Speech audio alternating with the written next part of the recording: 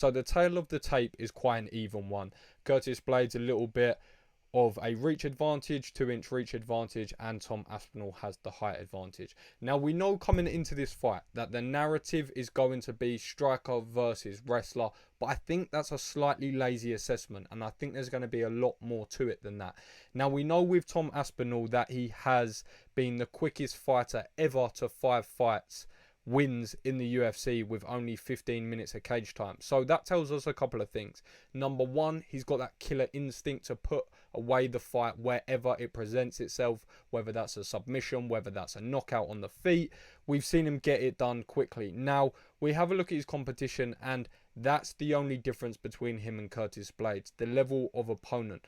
But what we have seen Tom Aspinall do against a mutual opponent in Alexander Volkov is take him down and submit him very, very quickly. Now, I'm not going to start doing MMA maths, but we've seen Curtis Blaydes have quite a close decision with Volkov where he took him down 14 times but couldn't do a lot offensively and couldn't get him out of there.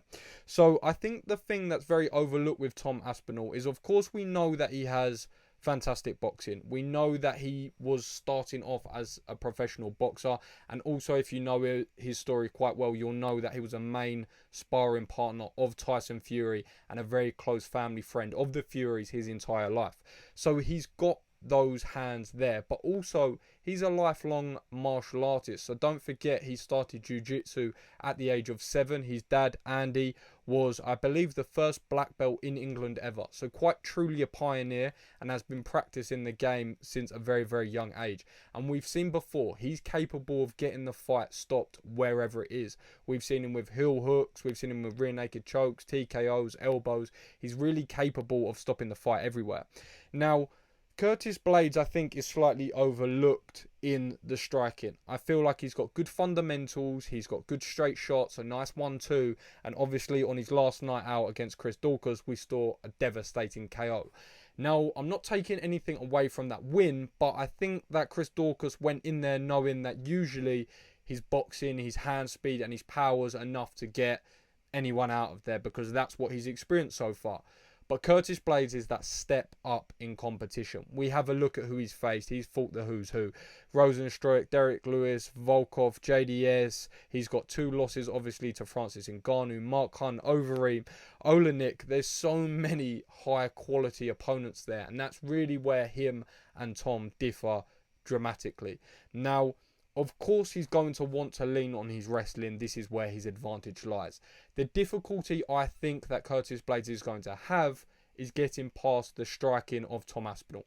He's got very good spatial awareness, very good distance, very good from every range. He moves very nicely laterally. He picks his moments to come in, and he doesn't give you a lot of mistakes to capitalize on.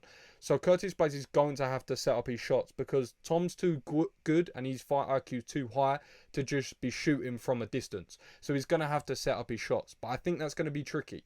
Now, I think we may even see it the other way round. I feel like I said Tom Aspinall can finish this fight anywhere, and it could be more advantageous for him to try and potentially take Curtis Blaydes down. Now, we know from GSP's time, you don't have to be the best wrestler, you just have to have great timing. And Tom has great timing with his entries. So when Curtis Blaydes is potentially throwing a jab or maybe a right cross, he's going to level change under, like what we saw against Volkov, steam him into a double leg against the cage, and even if he can't get him down there, just tire him out, grapple him down, try and wear on him, get him against the cage, maybe land a few knees, a few elbows in close, and then maybe look to lock up a rear naked choke like what we saw against Arlovski. Because that's the threat with Tom Aspinall. He has those submissions as well. So although this is his hardest stylistic matchup to date, I still feel like this is the litmus test for Tom, and we're going to see him exceed it.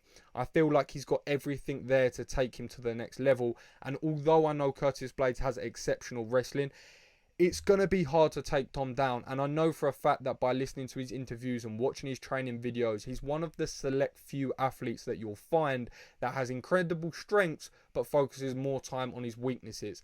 And because he doesn't have a ton of weaknesses per se at the moment, or glaring holes to improve, of course there's always areas improvement, he puts himself in difficult positions. We've seen this with the likes of Alexander Volkanovski. We look at their training camps and it's more of them actually being on bottom or working against the cage, which I know Tom's done a lot of, which is rare when you have someone that big and that skilled, because they're used to just being in the dominant position. They're used to being in that advantageous position. So he's been doing a lot of work there, a lot of work on his grappling. And I think that it's going to be the night where people really understand the level. Because if you can get through Curtis Blaydes, you know that you're sitting in that top echelon of the heavyweight division, and I believe that's where Tom Aspinall's at, because there were a lot of similarities between Chris Daukaus and the likes of Tom not even that long ago, because of the hand speed, because of the boxing, but the fight IQ is going to be a differentiator here. So it's going to be interesting to see how it plays out, but I still feel like Tom's going to get the finish, and I think it's going to be a quick one at that.